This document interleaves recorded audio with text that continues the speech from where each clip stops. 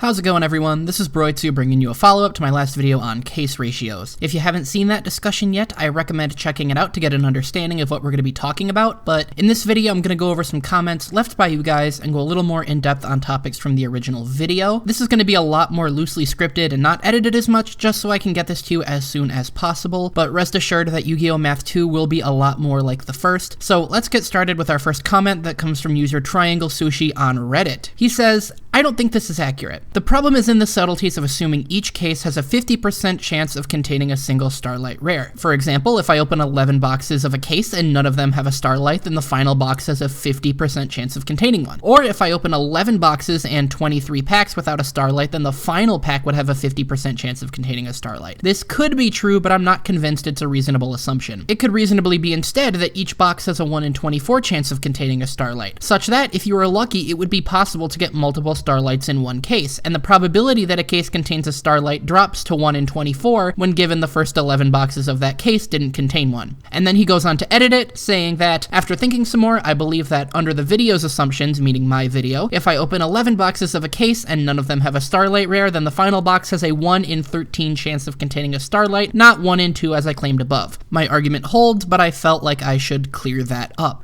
Let me begin by saying that the 1 in 2 cases figure comes directly from Konami as far as I'm aware, and so if the odds truly were 1 in 24 boxes, it would be up to them to clarify. I did a quick search, I couldn't find any examples of someone pulling multiple Starlights in one case, but either way, if it does happen, it means one of two things. Either Konami gave us the wrong information and should have modeled the pull rates in terms of boxes, or it's just a factory error, and stuff like that happens in the real world, but it falls outside the scope of our model.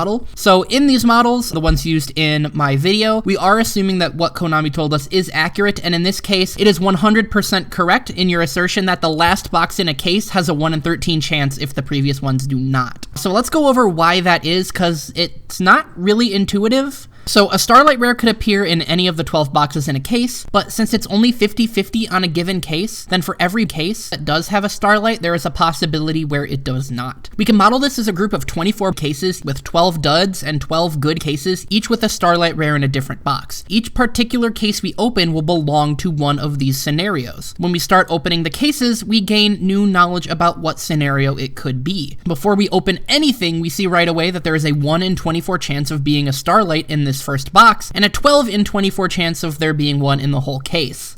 If there isn't a Starlight in the box, then we can rule out this possibility and the odds will change. Now, if we want to open the second box, we only have 23 possibilities left. Of these, there's a 1 in 23 chance that the second box will contain the Starlight, and an 11 out of 23 chance that there's one still in the case. This pattern continues as we open new boxes and rule out new possibilities. When we get to the last box, if we have not pulled the Starlight yet, the odds of it being in that particular box and the odds of it being in the case are now essentially the same thing, and the odds for both converge at the same point of 1 in 13. I went back into Desmos and graphed what exactly this looks like. It's kind of hard to wrap your head around how each individual box's odds increase while the odds of the whole case decreases, but hopefully you'll get comfortable with the idea. So yeah, it's entirely possible that the odds really are 1 in 24 boxes, but that would mean that Konami misinformed us. If that was the case, then that process of elimination we just did wouldn't apply, and that really does make a difference. The second comment I wanted to mention is by Title Vanguard, who says, "Saw your post about this on Reddit. I'm glad you went through with it because this was fascinating. Thank you, Title. So here's a question. If I'm buying a case to dig for a Starlight, how many boxes should I go through before giving up? What I mean by that is, at what point, if I were to open another box, would the increased chance of pulling a Starlight, if it exists in the case, be too negligible to bother? Getting to the end, having pulled nothing, would be worse than stopping partway through and selling off the remaining boxes."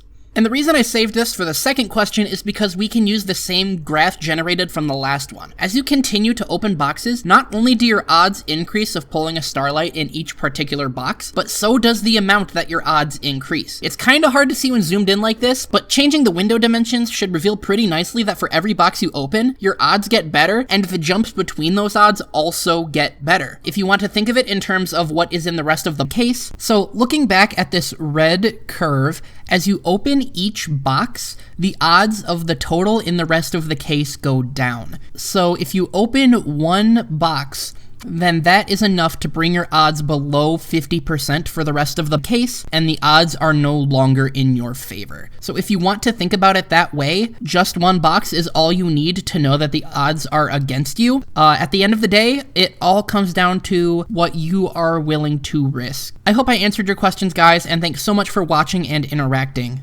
Also, let me know in the comments down below what you guys want to see me cover in the next video, because as of right now, I really don't have any great ideas. I really want to continue making this content, and feedback from you guys is going to really help me do that. So that's it for today. See you next time.